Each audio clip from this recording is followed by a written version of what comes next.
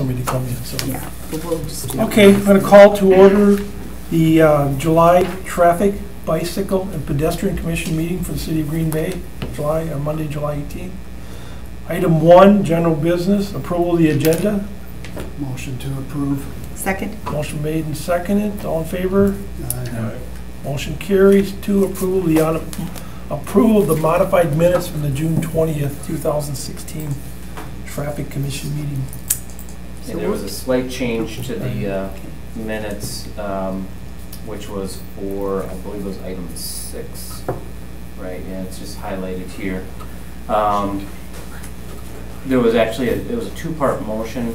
One was to remove the parking for the no parking zone on the west side of Washington Street from 115 feet south of City Deck Court to Main Street, and then also that was to create that bump out, or there's a creation of some additional on-street metered zones south of City Deck Court.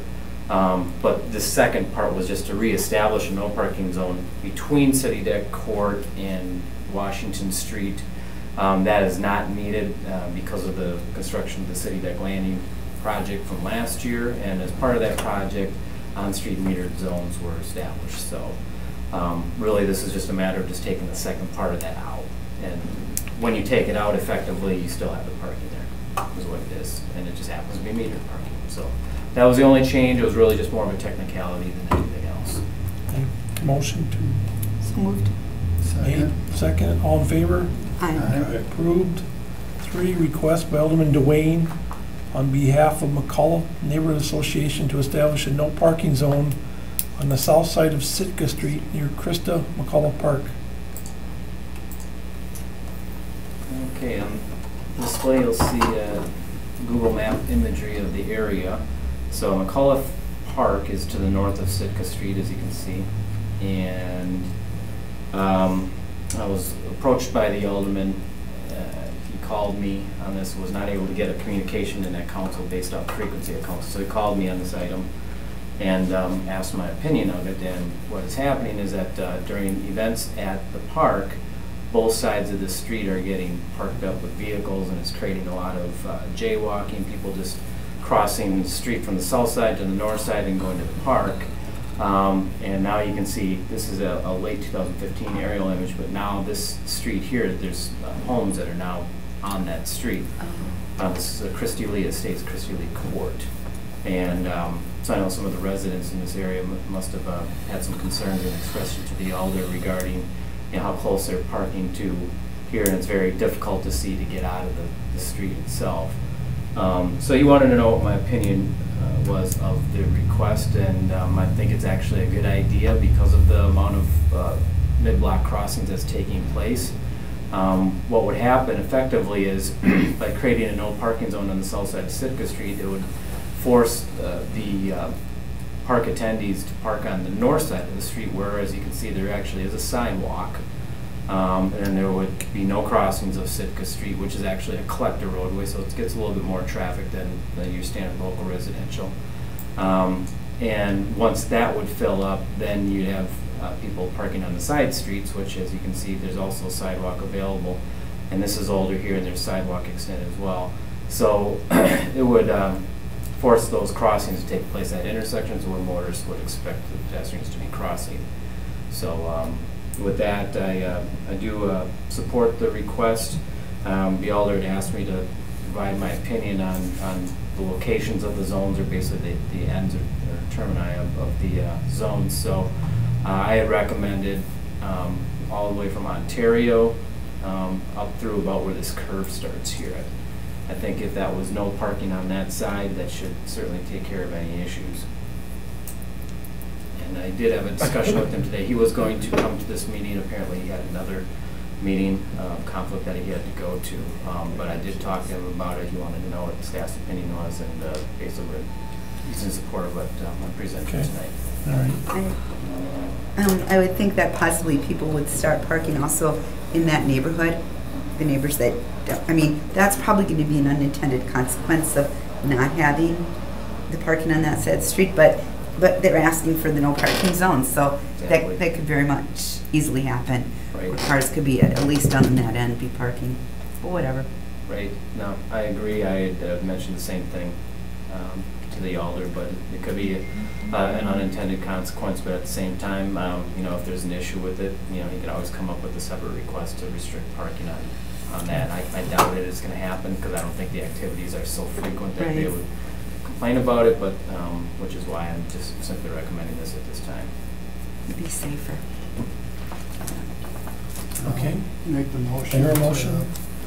The limits that you had in Ontario to whatever the curve on the south side. Second? Motion made and second, all in favor?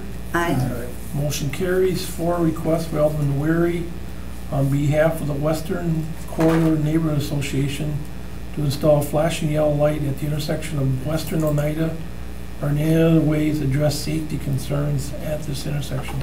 And on the display is the intersection in question, South Oneida Street being a minor arterial and Western Avenue being a collector street. The intersection operates under a two-way stop condition. Western Avenue stops, or the east-west movement stops for Oneida Street. At the intersection itself, on the stop signs, there actually is a sign that says cross traffic does not stop, or traffic from Oneida Street does not stop. The reason that that was added, we added that back in probably 2006, 2007, for the only reason of that Oneida Street was under construction at that time, and we established a temporary 4-way stop at that intersection based off of the staging of the traffic control for the project. So that being said, when we change it from the 4-way to the 2-way, we wanted to notify the motorists on Western that that activity is taking place. So we just left the signs on there. So I just wanted to mention that, as in they weren't installed for safety mitigation purposes. That being said, that was the first line of approach to this that I took, was just to do a cursory review of the crash history of the intersection. 2011, there were 2 non-reportables. When I say non-reportable crashes, that means property damage only with a value of $1,000 or less. 0 reportables. So the reportables obviously would be above that threshold, which would include serious injuries or fatalities. So none in 2011. 2012, 0 reportables, non-reportables I should say, and 2 reportables with 1 injury. 2013, there were 2 non-reportables, 14, 2 non-reportables, and 3 reportables, which include 2 injuries. 2015, there was 1 non-reportable and 2 reportables with 1 injury. The predominant crash was a failure to yield from a stop, Western Avenue approaches, but the predominant directions was northbound and eastbound. Motorists crashing. Number of crashes, just looking at the numbers that I had just given and provided, are on the low side when it comes down to intersections of this nature with minor arterials and collectors.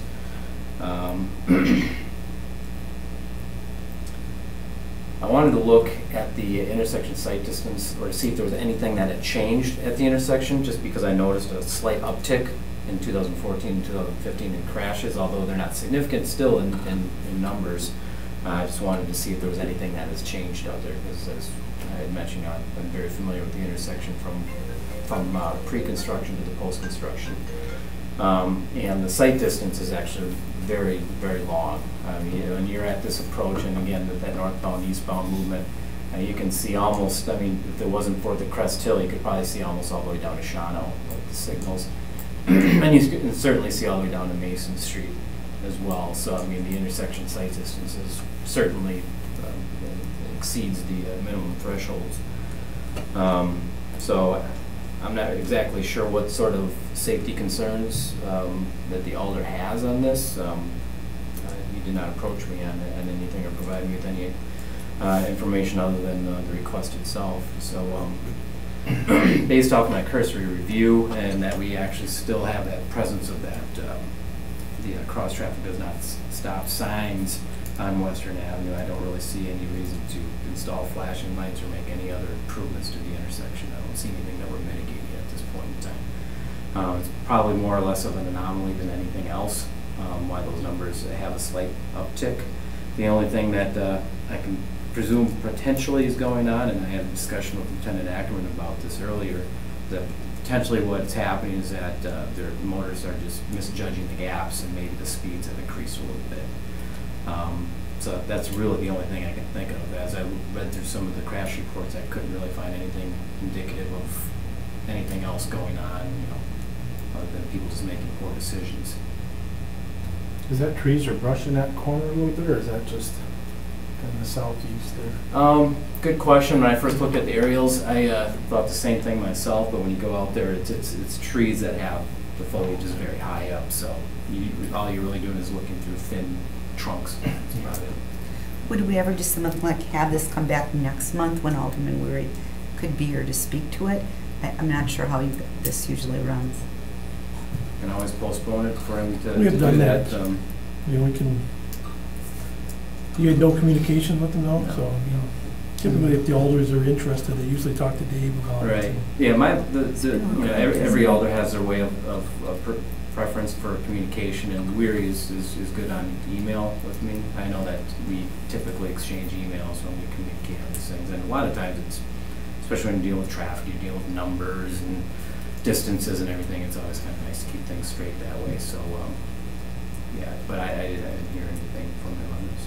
And the crash rate is below the average for that type of intersection, you said? Crash rate actually was not calculated because, as you know, crash rate depends on the entering volume, and I don't have a current count there, so I did not calculate the crash rate.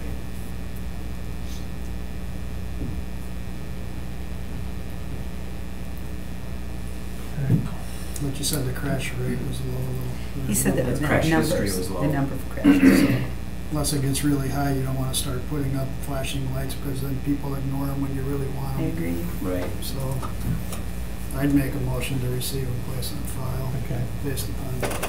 I'm okay. Typically what we do. Okay, second. Motion made and seconded. All in favor? Aye. Motion carries. 5, request by Alderman Weary on behalf of Notre Dame Academy to modify the parking zones on the west side of Mary Hill Drive from West Mason Street to Lorridge Lane. I'm showing an image again from Google Earth of the campus is actually west of Mary Hill. So I know that we've had some discussions with Notre Dame in the recent past, so I think we're all familiar with the campus itself and the size of the campus. Mary Hill Drive is the street in question tonight, and with regards to the parking and loading areas for buses for Notre Dame Academy. And so through a couple of different site visits with Greg in the gallery here tonight, we had listened to what some of their concerns were, and definitely identified with them. And there's some changes in the parking zone that'll be presented here shortly. I do have another graphic I can show you, which maybe kind of shows it a little bit better. So north is to the right, so campus is to looks at the top end of here. So just briefly on what we have for existing zones right now. Apologize, I don't have everything all written out on here, but I think it's pretty easy to just verbally explain. Right now, there's about 112, 110, 120 foot no parking here to corner zone at the intersection. That just kind of cleans it up, allows right turning movements to occur onto West Mason Street. Then after that, there is a 2-hour 7 to 4 school day zone in here that's roughly about 140 feet in length. And then to the north of that is actually unrestricted. So as you can tell even from this aerial image, that you see vehicles parked here. So you find there's a lot of students that are actually parking on the street there. So it's allowed, it's unrestricted for their use. This access point here is their primary access off of Mary Hill Drive. It's a 2-way, 1 in, 1 out lanes. And right now there's no parking zone that's on basically both sides. It lines up pretty much with this south side of Lower Lane and extends a little bit past here. So you have a little bit longer of a no parking zone north of this driveway, and then as you can tell there's cars that park right up to the intersection itself. So that was brought up as a concern from the school, that they would like to open this up a little bit so that it improves the sight line, so that when the students are exiting, and parents as well, our exit. It just creates a better visual for them, and they can make safer judgments on entering the stream of traffic on Mary Hill.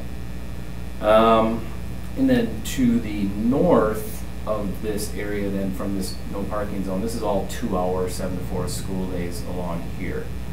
Now, the school is looking at reducing the length of that 2 hour zone to about the north property line of this parcel here.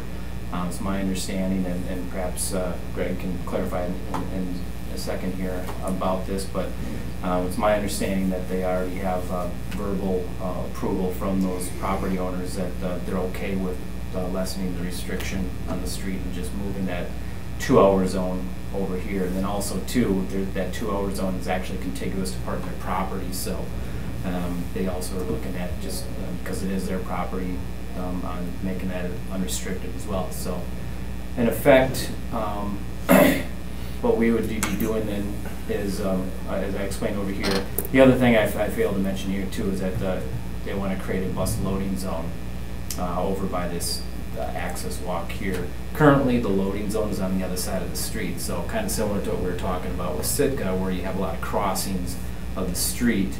That's one thing that they're trying to eliminate. You have the sidewalk on the north side and the main entrance over here for those students, so it just makes sense to have the buses load on the west side of Mary Hill.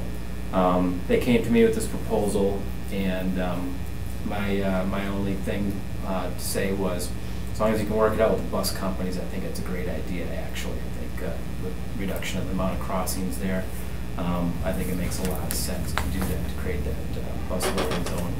So with that, that's generally what my understanding is, and we do definitely have we have 2 representatives from Notre Dame Academy here that would like to speak on the item, I'm presuming, by their attendance here, so I'd make a recommendation over the floor. Okay. Motion to suspend the rules? So moved. Second?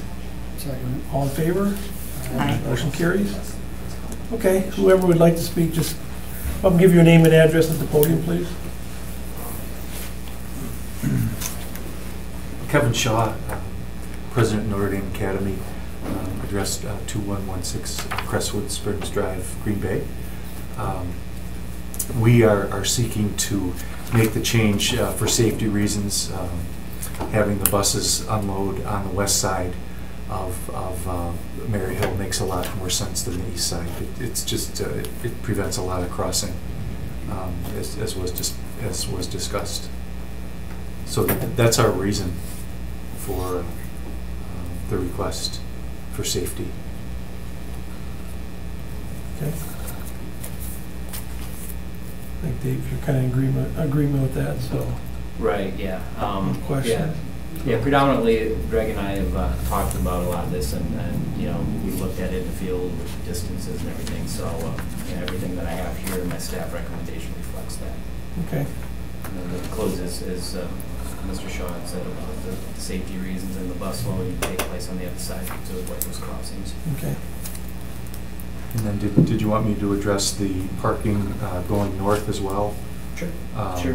Yeah, I've got any additional information. It was my understanding through some email communications that potentially even further reduction of that 2 hour zone with some of the residents potentially even north of there, between there and western. I don't know what is there. Yes, I've reached out to the 3 homes to the north. The first house just to the north, the residents there have agreed to allow us to possibly change it to all-day parking. The other 3 residents have not responded to me yet. Okay. They're kind of difficult to get a hold of. Sure. Now, as we know, if such changes are approved, these go under a 90-day trial.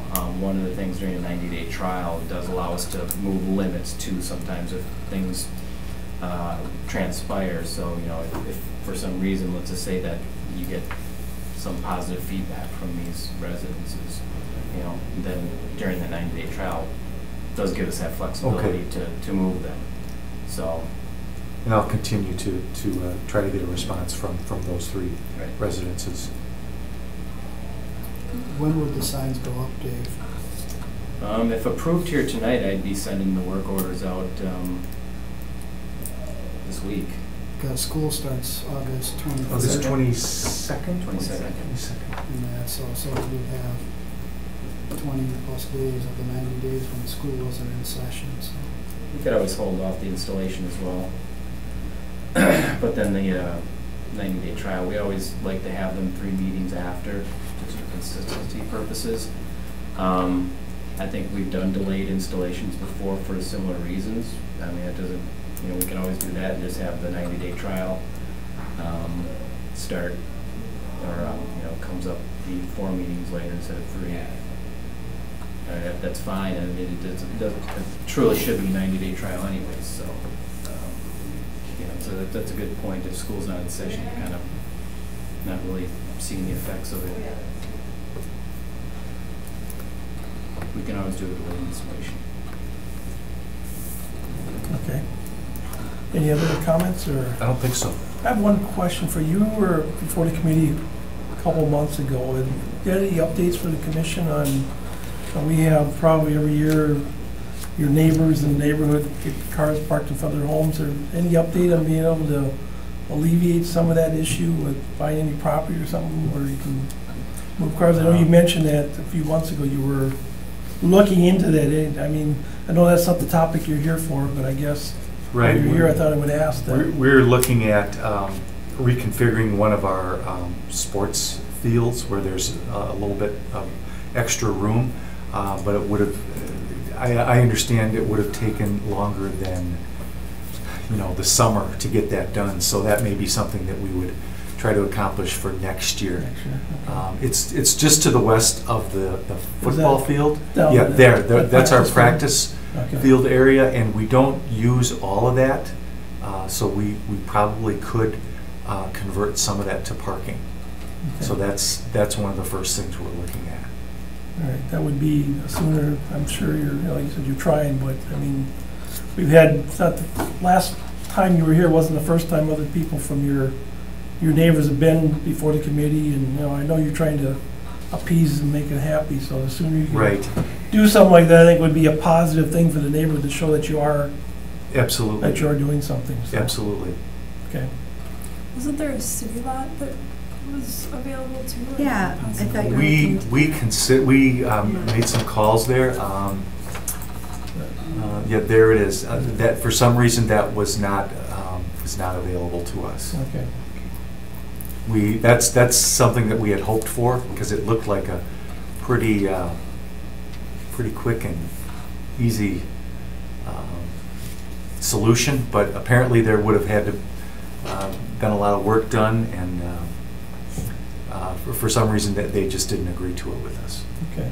Yes, if you might remember from years ago, the armory used to be just south of there, and I believe that lot is just a remnant from that armory. So it's in poor shape, as you mentioned. It's not even really an improved surface. I think it just got beaten up over the years and just never repaired or anything. And it was really never intended to be a parking lot, and actually it's closed off. Closed off, okay. All right. Well, like I said, just that you're addressing it, because it is, Right. as you're aware, it's a, Yeah, it's It's a thorny definitely an issue for issue, you right? to- It's kind of like musical chairs, yeah. and we would like to have that alleviated quickly. I know there are some homes that or some land that the Norbertines sold, many years ago, and now they're scratching their heads. Why did they do that? But they never realized that they have a bigger school there in 2016. So. Yeah, no, it's all good, but like I said, the sooner you can do something to the neighborhood, I think that would be a great show of strength Absolutely. to the neighborhood there. So. Absolutely. Okay, thank you. Thank you. We appreciate it. Did you want to speak, sir? No, okay, all right. Thank you. Thanks, Okay, everyone. let's go back to Make a motion to return to Regular normal business. motion made and second. All in favor? Aye. Aye. Okay, we're back to normal business. So would you, I think what I'll do is just give you the actual distances and so forth, so you know what if you're going to make a motion on this, what I'm recommending. So we'd be removing a no parking here to corner zone. I'm just going to bring up the other map here too. And no parking here to corner zone over here. Like I said, it's 112 feet. and establishing a no stopping or standing zone in its place. Now we can shorten that up to probably about 50 to 75 feet. And that way it would increase a little bit of the bus loading area. And then we'd be removing that 2-hour zone. That's 112 feet north of Mason up to 220 feet north of Mason. And we'd be establishing a no parking bus loading only on the west side from point that probably 50 to 75 feet north of Mason Street to a point 260 feet north. There's actually a utility pole. It's the third one north of the intersection. That would be a convenient place and also provide adequate enough storage for the buses that will be stopping. And then from that point to the north, then it would just be all available on-street parking up until this area over here. I know they're looking at about 2 vehicles is I believe the initial number that was looked at, to restrict that to improve the sight lines. Based off of my site visit, I'm looking at more like 3 to 4 in order to improve those sight lines. And there's actually a pole that's the first utility pole that's just to the south of there that I thought would be, it's about 3 to 4 vehicles in length, so that'd probably be a good spot to put that sign. So it would create that no parking zone between signs at the driveway, which improves that sight distance. And then of course removing that 2-hour, we remove it in its entirety and then reestablish it from this property line. So this is the one that's got the agreement for it, and then just reestablishing it for those 3 homes. And as I said earlier too, that if for some reason the academy is able to get positive feedback from them, then we could make some adjustments. Obviously, we're not going to cut it up or anything like that. We'd want to get it contiguous, so you'd want to have this property owner buy in. If this middle one did and these other 2 didn't, it wouldn't make any sense to make an extension or anything like that. We'd want to extend it to be contiguous, though. So that's my recommendation. Okay, for your motion? So moved. Motion been made, or a second? I'd like to provide an amendment is to install it for August 15th, so it's up a week before school instead of 3 weeks before. So our 90-day runs during the school. Okay. Sure. So install, I didn't hear your dates. August 15th, the Monday before school, so it's up 1 week before school. Okay. So drivers can find their way around. So install no earlier than August 15th. If you Sure, don't I mind. agree. Right. Yeah. So Okay, so the motion's been made. I'll Is there a second. second? All in favor? Aye. Motion carries. Refer back from study 6 to refer to DPW staff to research and report back on Assembly Bill 491, seeking to change Wisconsin from a yield to pedestrian state to stop with pedestrian state. Back in the April meeting, this was discussed. This is when Eric Genrich, the representative, had attended and was given an update on the bill. Said it did not receive a hearing or vote prior to the end of this year's legislative session. There was interest in the proposal. This session, the bill may get a hearing once the next session begins in January of 17. So that hasn't changed. But the discussion continued on in that meeting and more or less was pointing towards what are the other states really doing around us, and has their changes, if any of them have changed, has it been effective? So I had handed out earlier this issue paper number 26, which is prepared by the Wisconsin Traffic Engineering Council. This is a group that I belong to at the Institute of Transportation Engineers Wisconsin section, in conjunction with the UW TOPS lab out of UW-Madison. So as part of this, I guess I can go ahead and I guess for the record just read through it really quick if you'd like. Quickly. Yeah. So, or I can just go through the highlights because we all. Highlights would be good. You just want the condensed report? Yes. I think really what we're looking at here is really what the other states are doing. Yeah, I think we can all read it. You can read it. I've been reading it. Okay. Yeah. So. Condensed highlights. Right. So Wisconsin, I guess I'll just reiterate, we're a yield-to-ped state. So if you start crossing an intersection or crosswalk on a walk, signal a green light if there is no walk signal. Drivers must yield to peds who are crossing the highways on a marked crosswalk at an intersection where there are no lights or control signals. Drivers must not overtake or pass any vehicle that stops at an intersection or crosswalk to permit a pedestrian or bicyclist to cross the roadway. So, what are other states doing, and has it been effective?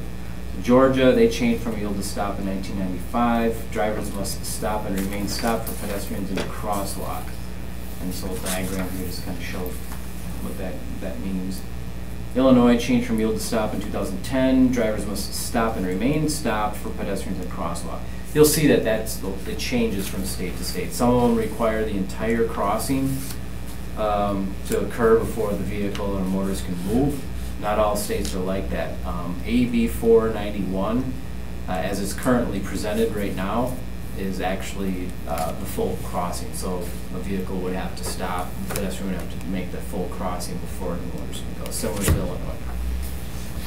Indiana, motorists must yield to peds in crosswalk. So basically what we have. Iowa, motorists must yield to pedestrians in crosswalk, same. Looks like Massachusetts is also the same. Michigan is the same. Minnesota must stop for pedestrians at marked crosswalks and at all intersections without crosswalks or stoplights. Missouri, drivers must yield to peds within crosswalk when the pedestrian is upon half of the roadway in which the vehicle is traveling. So this is that not full crossing. New Jersey changed from yield to stop in 2010.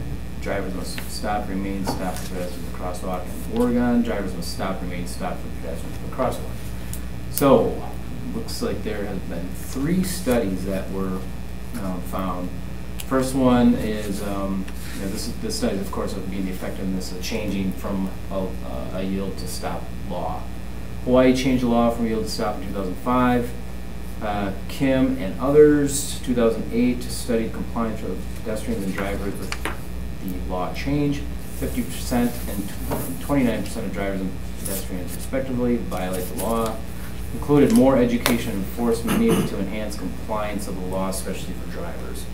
So it looks like they didn't get the results that they were looking for, and they probably just looked to the 3 E's and said engineering can't do it all. Engineering or the enforcement education components are recommended. Washington changed the law from yield to stop in 1990. So Britt and others in 1995 arranged for the Seattle Police Department to conduct a series of targeted enforcement campaigns to determine if enforcement increased driver compliance with the new law. They were unable to demonstrate law enforcement efforts directed at motorist violators of crosswalk laws significantly or consistently increased drivers' willingness to stop for pedestrians. 81 of every 100 cars failed to stop for a pedestrian in near side lanes of the marked Centennial locations. Or Sentinel locations. Now remember, this study is pretty old, 1995. So I'm going to guess that things have probably improved over the last 20 years, I would hope, especially if they kept up the enforcement. The last one, Virginia Transportation Research Council study, Kiwan and others, 2009, examined whether change from yield to stop had an effect on pedestrian safety in the U.S. Focus on low-speed roads. FARS data, this is a fatality resource database from 1980 to 2005 was evaluated. 3 approaches were employed: before, after analyses, time series analyses, and cross-sectional analyses. They found no statistical significant reduction in pedestrian-involved fatal crashes attributable to the change in the law. Finding is not definitive because study limitations such as the omission of relevant exposure data. So I think what that last statement really means is exposure data, as in, I don't know if they necessarily compared it to high volume versus low volume streets and the amount of exposure or potential dangerous situations that would have created. So that's it. That's the study that I wanted to present to the commission to really kind of compare, see what other states are really doing. Mind you too that this is a few years old too. This was a 2013 study. I am unaware of any changes though since then.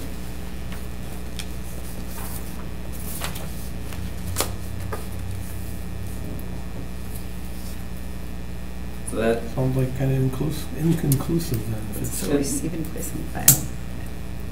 yeah. so, yeah, just bringing up the facts. Okay. So I don't think that really changes. I mean, I know that in the past that we've talked about, you know, the current assembly bill that's there, it's going to get further consideration. My opinion on it has always been that I think that motorists seem to understand stop better than yield. So if this moves forward, we have no problems with implementing a stop or anything like that. Because the results are inconclusive, you know, it could really go either way, I think. So, but I just think from a motorist understandability, especially with you know, yield signs and roundabouts now, where I think it's a little bit more being used a little bit more free, the yield sign, that I think the stop is probably just a little bit more definitive.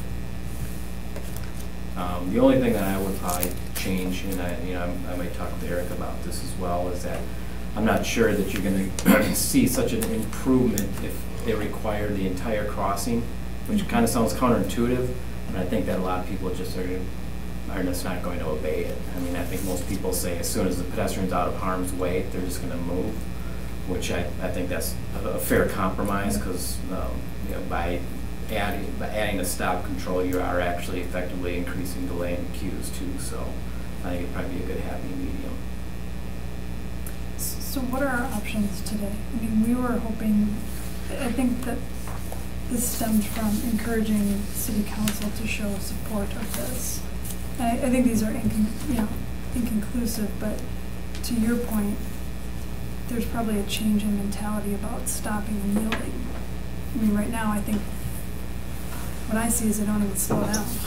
And so is that a decision that we can make to encourage council, or is that, do people not interested? Are you talking in crosswalks? Yeah. Mm-hmm. They don't, because they're doing all those operations all over town, aren't they? The Frogger operations to, I mean, certainly out in my neck of the woods on Nicolay Drive. There'll be a couple more of them popping up in What is the Frogger? downtown area in the next week or so. I didn't know what Frogger was either, but apparently back in the day, it used to be a video game, right?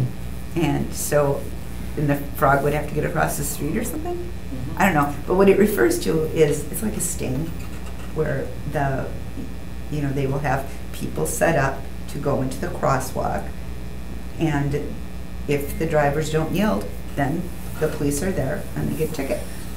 And it's What we do is we $176. set up a measured distance from the crosswalk, both directions. We provide the pedestrian, it's a sworn officer, have a control officer that's watching the traffic.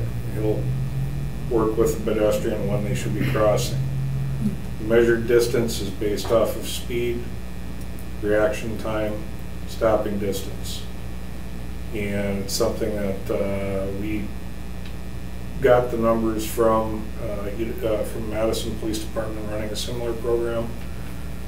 A couple of years ago I ran all this past Dave. We kind of tweaked them for our purposes.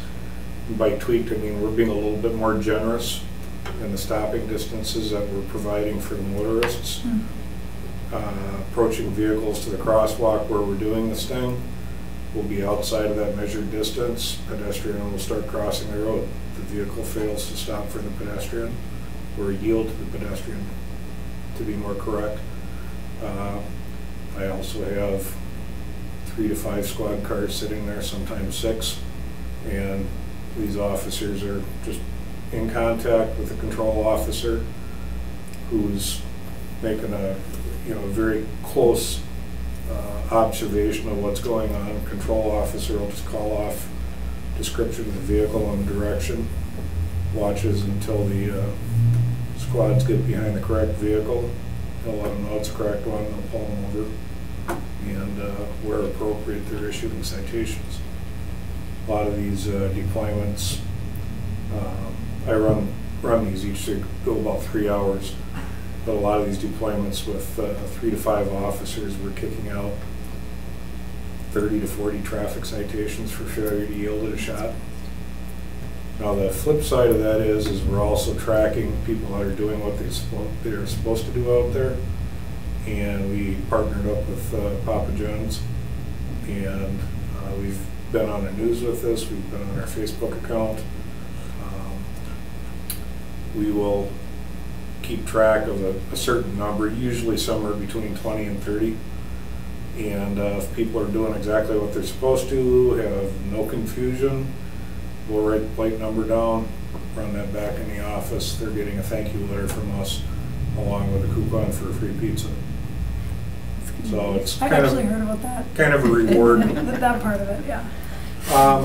Really, the thing with the pizza is more of an attention getter than I want to have everybody get a free pizza. But when you say free pizza, everybody's going, huh? and they're listening. Yeah. So if I can use that to get their attention and then deliver the message, Yeah. it's a win. Mhm. And we've had just about every time the deployment goes out, we'll put out something on Facebook. I'll let the media know. Most of them are set up on our Facebook account with RSS feeds. So as soon as we put something out there, they know what we're doing. They'll call and ask questions. I've had Channel 2 has been extremely good with it. Channel 5 started jumping on the bandwagon now. So we've got pretty good relationships with those two channels regarding this program. And they'll put the word out over the news that we're doing it.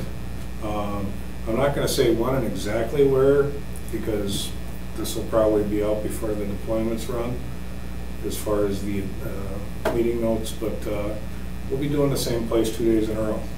And it's a downtown area, and you know, day one's going to be your attention getter, but we'll still be issuing citations. Day two, we'll see who the slow learners are. I want you to come to Webster and bring it. Just make a mental note. I will do that. I'll make a motion to receive and place on file. Okay. Motion been made. Second. Second, all in favor? Aye. Motion carries. Motion to adjourn. So moved. Or, I guess next meeting, we said Next before meeting. July, or August 15th? August Monday's 15th. 15th. August 15th. yeah. Okay, Yeah. next meeting, August 15th, and I'll entertain a motion to adjourn. So moved. Second. Second it, all in favor? Aye. We're adjourned. Great. Another month. Everyone's safe. You wanna put that in Dan's 42 file? minutes. That was